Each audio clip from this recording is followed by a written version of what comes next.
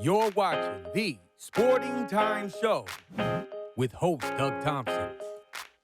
Sponsored by Jewelry Barn and Pawn Shop. Good evening and welcome to the Sporting Time Show. I'm Doug Thompson. We have a fantastic basketball show for you tonight. We have the two top female basketball head coaches here with me in studio, and they're unbelievable. Overall record as of taping for this show, they are 40-9 combined records, 24-1 in region, and a perfect 14-0 in their respective district play. And of course, we're going to kick it off with my first guest, the head coach of the Bowling Green Lady Purples, Calvin Head. Coach, welcome to the show. Thanks for having me. That's a lot of numbers when you try to combine the two top teams in the region.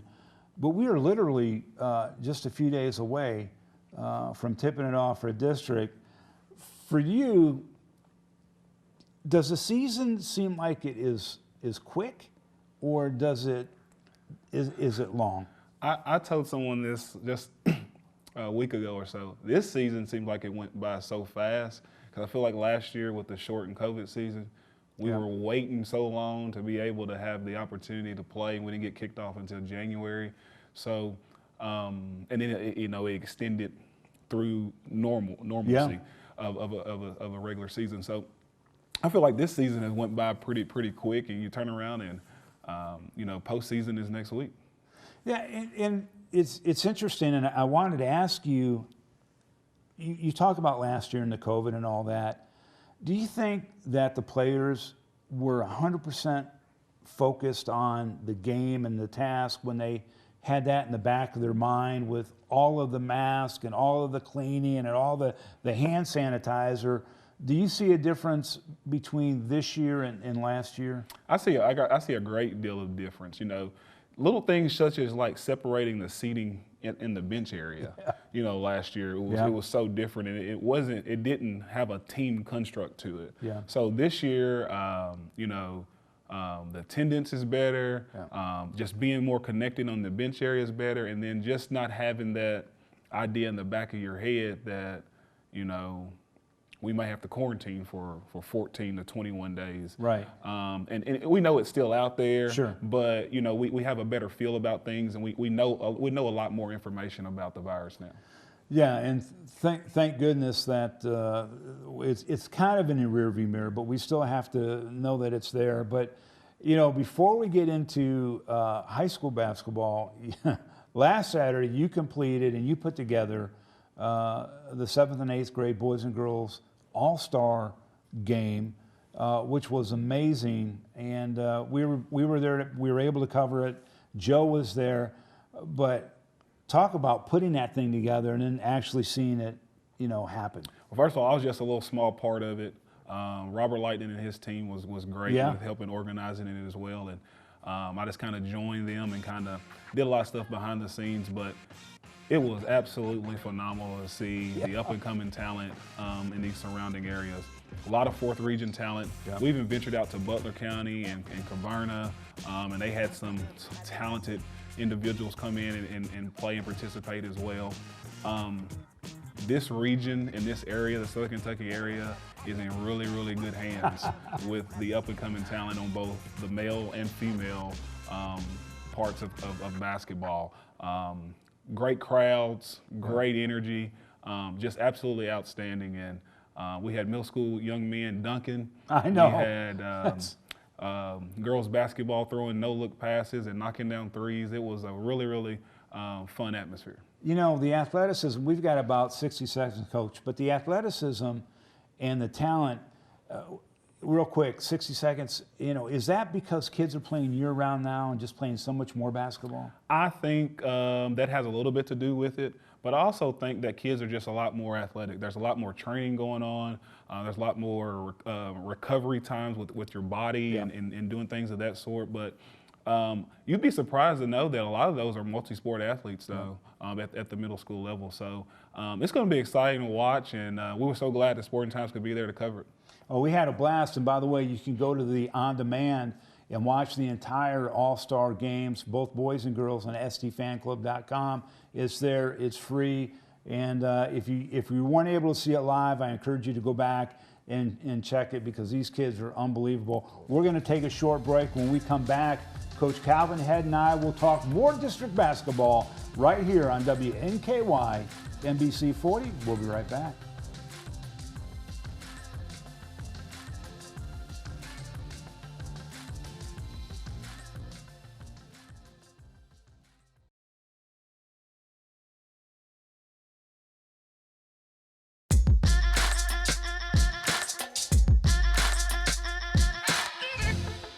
Welcome back. The head coach of the Bowling Green Lady Purples, Calvin Head, is my guest. 22-6 as we tape this show, as we get ready for district play upcoming this week, Coach. You know, early this season, when the season was beginning to tip off, you know, a lot of the media folks and a lot of people out there, they were handing the Lady Purples the trophy. And I know as a coach, that's got to be something that you have to constantly, you know, remind your girls that, look, nothing is just given to you. Yep. We don't want anything handed to us. Yeah. Everything that we receive, we want it to be earned and worked for. And, you know, I think pressure is a privilege. It's a privilege. That means that you have garnered the respect of others from surrounding. And so, but we also have to live up to that. And so from day one, the bar has been set extremely high, and it won't be lowered. And so we are really still trying to climb to reach our full potential within through this week and then going into postseason. You know, we talked a little bit off camera about the excitement of representing your district and then ultimately getting to Diddle Arena, and the excitement for both the boys and the girls to play in that venue. You've been there before. How much do you think that makes a difference in kind of your girls not necessarily focusing on that, but focusing on each game, whereas some teams, they're just, we got to get there. Yeah. So, you know, I think that one thing that we've done is try to create a schedule in regular season to where you focus on each game individually. So if you look at our schedule, we've played a lot of the premier teams across the Bluegrass, and even some out of state, to help prepare us for that. So it's a game-by-game mentality. Of course, everyone sets goals, and you know what your goal is at the end, but you want to make short increments of success throughout the season to reach there. So as you mentioned, postseason is a game-by-game situation, and so we've tried to create a schedule that mimics that. Yeah, and you know, you have a nice mix of seniors and juniors. Obviously, Meadow Tisdale, Tanaya Bailey, senior Kayla James, Emma Husky. You know, this team, they just seem to play so well together, and they all have a role. But talk a little bit about Bailey and Tisdale for a second, and the contributions that they have made this year. When Tanaya Bailey is fully engaged and locked in, our team goes to a whole nother level. When Meadow Tisdale is a dominant force, we go even to a higher level. And so those two are key cogs for us. Yeah. We know Emma Husky is going to be a defender. Yeah. She's going to be the toughest out there. She's going to be a great leader. We know what Kayla James brings. She was Region Player of the Year last year. Sanaya Shelton is our cog that just puts everyone in their spaces. But Tanaya and Meadow are the two changing components of our team that accelerates us. And you know, you have, when you look at Meadow Tisdale and Kayla James, they are athletes that have size. I mean, they're tall. They disrupt a lot of these guards in a lot of different places. They don't see the physicality and the athleticism and the size that they'll see when they play against the Bowling Green.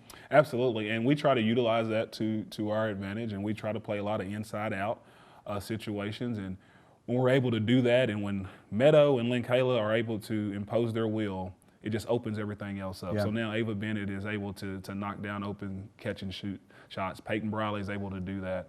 And it also allows kids like Josiah Franklin to get in there and get it. She's a sophomore, and get in the rotation and get in the groove as we try to build for the years past our senior class as well. So you're exactly right. And we've tried to play teams across the state who can challenge us in those areas so we know how to improve throughout the year.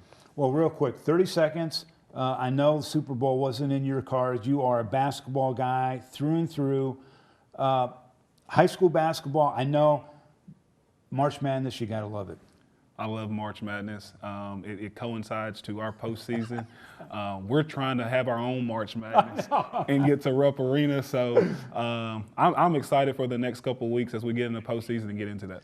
Coach, thank you very, very much. Good luck in the postseason. And again, you can watch all the Bowling Green Purples on stfanclub.com. For Doug Thompson and, of course, Calvin Head, we've got more of the show. We'll be right back right here on WNKY, NBC 40.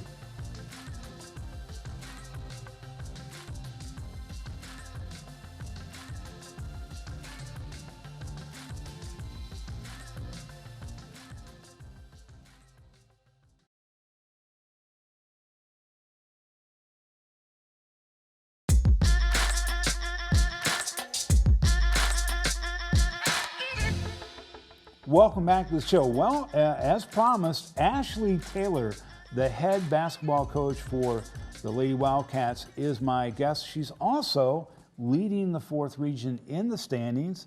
What a powerhouse show. You and Coach Calvin Head in the same show. Yeah, definitely. I feel like we're kind of sitting at the top of our region right now. Much respect for Coach Head over at Bowling Green. And so it's kind of an honor to get to be here on the same day as him. Well, it's great to have you. I mean, first of all, we did, I think we did like a Zoom when you first started, right at the beginning of the season. This is your 2nd season. But kind of give us a little background on you. Before we get into the basketball, where did you go to college? Where did you go to high school? Did you play basketball? Is that your love? I did. I grew up in Dixon, Tennessee. Okay. I went to Creekwood High School. It was kind of a new school when I was there. Now that's very established. But we went to the state tournament my senior year. It was our first year ever going to the state tournament. Where did they hold that at? MTSU. Okay. It was at MTSU. So I was kind of the first team there that got to take a team to the state tournament. I went to college after that at Lambeth University in Jackson, Tennessee. They closed going into my senior year, so I transferred to Lindsey Wilson in Columbia, Kentucky. Okay. And so I played 1 year and 1 year of school to finish up my teaching degree under Coach Wethington, that's still there at Lindsey Wilson. And so basketball's definitely always been my path. I've always known I wanted to coach and teach. Yeah. And it's kind of, since I was little, that's kind of the path I've been on. So you played in the Mid-South Conference. Did you play when Reagan Turner was there, or were you before her? No, I played with Ashley Rainey. Okay. Oh, okay. Ashley Rainey was there when I was there. I knew she's from around this area. Absolutely. Yeah, she was my only year there. She was a junior my year that I was a senior. So it's great that you were able to go to a state tournament as a player, because you know what your players, want to accomplish and what needs to be done to get there. And obviously last year, 14-8, a really good year. Your first year coming in. This year, 19-3, and when we're taping the show, you still had another game or two to go. But talk a little bit about the difference between year 1 and year 2 as a coach for you. Definitely. Your first year of coaching high school basketball, it's different. Like, I had experience coaching at the middle school level, but every level you go up, it's a little different. And so I was fortunate enough that I have someone on my staff that had experience in Jermaine Savage. He had that experience coaching on the high school level.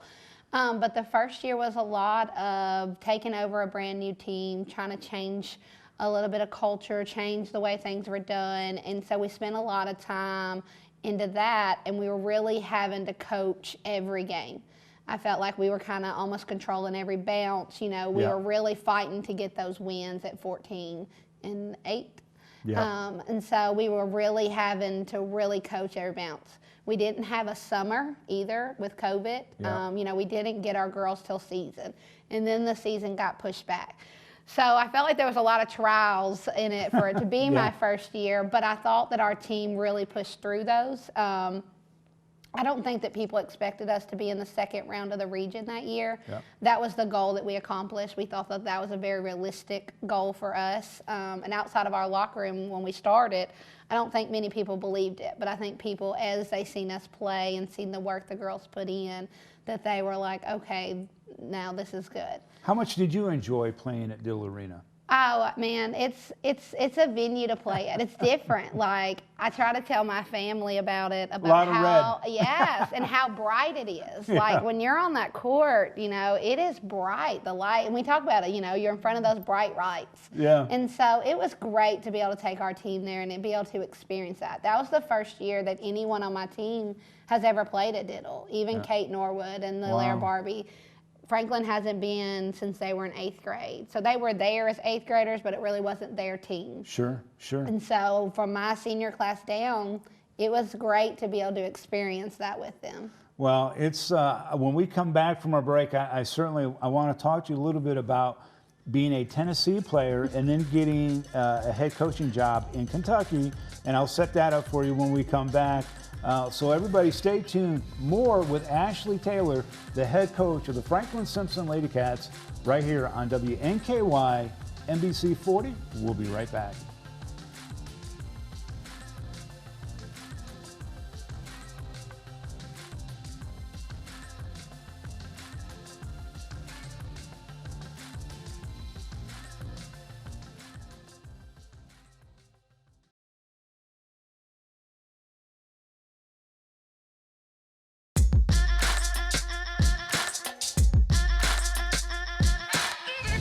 Welcome back. Ashley Taylor, the head basketball coach of the Lady Wildcats of Franklin Simpson. I kind of set it up a little bit. We've had teams from all over the country come to Bowling Green to play basketball, and I asked coaches, why? You know, why would you take a yellow school bus from Windsor, Ontario in Canada to play basketball in Bowling Green? They say because we want to play in Kentucky. We want to play Kentucky basketball. Did you kind of have that feeling when you got the head coaching job that I'm going to Kentucky, where it's really a basketball state? It really is. And yes, like that's definitely, you know, Kentucky's kind of known for basketball. Yeah. And so it really is. And the way that we do our region leading into the state tournament is different than all the states around us. And so whenever you tell people here, like, hey, I made it to the region, and then you're that team that wins the region to make it to state tournament. It's huge. It is. It's a huge deal. And so being able to coach in the middle of, you know, all that action, it's a pretty amazing thing. Well, you've done an incredible job in just 2 seasons at Franklin Simpson. Of course, you know Brian Davis very well. He's co-hosted the show. And I can ask a question about a totally different district, and he just brings up Franklin Simpson girls basketball. But he talks about the speed of the game for your team, and kind of talk a little bit about that. Is that the difference of just how fast and how defensive your team is? And obviously, you have offensive weapons with Barbie and Turner, but kind of take us through your mindset as a coach for what makes this team so good this year. Yeah, we knew we had a very talented freshman class coming in, and we knew that they were going to be a talented freshman class. But the speed of the game when you move from middle school to high school is very different. Yep. So the way that we've been fortunate with Alaire coming back for this 5th year to try to go play college basketball, definitely has colleges looking at her, recruits her in our gym, watching our games. So we were fortunate for that to happen to help us on the offensive end, but we knew that we couldn't play a slow-paced game and keep it. That was kind of our motto of last year. This year, we knew we needed to speed the game up. We needed to get people uncomfortable. And so our pressure leads to the game being a very fast game. People usually score 10 more points than they're averaging normal when they play us. We like the game to be up and down. We definitely think it's in our favor. We have a lot of bodies to play. We noticed that as a trend kind of in our area. People like to be about 7, 8 deep. You know, we can go 10 to 11 on any given night, and so we really get into people's legs. Right.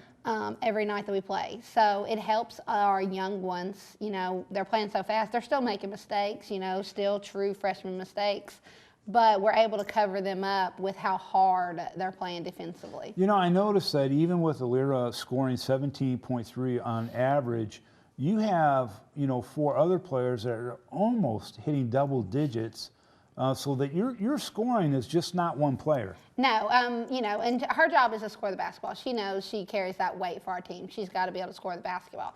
But then again, any given night, you know, Hallie Turner could have a big night Yep. down low. Malia Partinger, you know, she gets in the lane for us and really establishes. We have shooters in Caitlin McAllister and Yep. Jasmine Savage that, you know, if they catch fire out there on the 3, you're kind of in trouble. You know, if we're hitting on all cylinders, it's, you know, we're really feeling it offensively. And then we just have guards and Ashanti and Lanaya and Vanessa that Right. come in and are constantly taking your ball to go score it. And so we have a very balanced scoring around Alera. You know, we have about a minute and a half left, but just young team, how do you talk to them, or how do you prepare them for district play? Even though they're perfect in district, how do you keep them kind of grounded? Yeah, we talk about it in season. So like season 1 is your regular season, and it's kind of before Christmas. We talk about season 2 being after Christmas. So Yeah. after Christmas, we start our district play, and you know, teams are changing. They're adapting to, they've seen you this whole first half. And then we're kind of moving into season 3 here in the next week. We moved into district tournaments, and what it means, you know, you have to take care of business that first round, make Yep. it to that championship game. Then, you know, everybody wants to win a championship, so the girls are there. And then what it means to move on to region. I think that we're so young, we're not scared. Yeah. They just know to go play. They just and go. so I think their youth benefits them in that area of, okay, coach, what time's the game? Well, 30 seconds real quick. I love having young coaches on. Do you get out there and show the girls that you still got it? Oh, of course. I knew it. I knew it. We had a staff game on Friday. I ended with 8 points, 2 threes. Uh-oh. Oh, yes. We beat up our junior and senior class mixed together. Keep them in line. Coach, thank you very much. Good luck in the postseason. I appreciate Love you having having you me on the on. show. Thank you very much for joining us. Have a fantastic week for Doug Thompson. And Coach Taylor, have a fantastic week. Same time, same place. See you next week.